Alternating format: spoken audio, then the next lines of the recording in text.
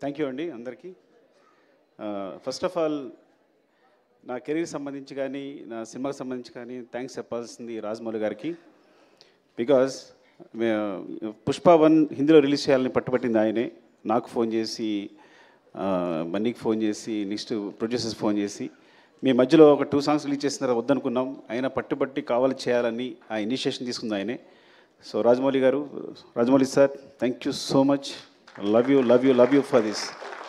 ఈ రోజున ఇక్కడ నిలబడ్డాను అంటే డెఫినెట్గా అది కారణం మీరే. ఎందుకంటే నేను ఒక మాట అన్నాను ఆయనతో, అది కాదు సార్ నా సినిమా పాన్ ఇండియా కాదంటే, నువ్వు పాన్ ఇండియా రిలీజ్ చేస్తే అది పాన్ ఇండియా సినిమా, రిలీజ్ అయిపోతే తెలుగు సినిమానే. So separate pan India cinema అనేది ఏది లేదు, నువ్వు రిలీజ్ చేయన్నారు ఒక మాట అన్నారు.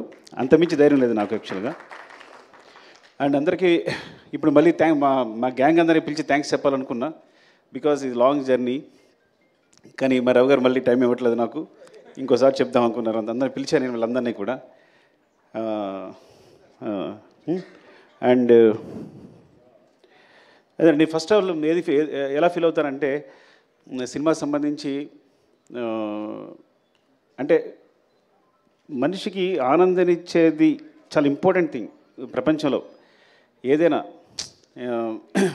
ఫర్ ఎగ్జాంపుల్ చెప్తాను, ఒక ఫ్రెండ్ నేను చిన్నప్పటి నుంచి వాడిని చూసుకుంటున్నాను, జాగ్రత్తగా అన్నీ ఇస్తున్నాను, అన్నీ చేస్తున్నాను, నాకు కూడా ఉంటాడు.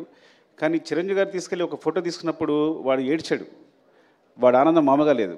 అంటే ఎవరైతే ఆనందాన్ని ఇస్తారో వాళ్ళు చాలా, అంటే హీరోస్ని ఇంత స్థాయిలో నిలబెట్టి అందరూ ప్రతి హీరోని ఇలాగా కొలుస్తున్నారు.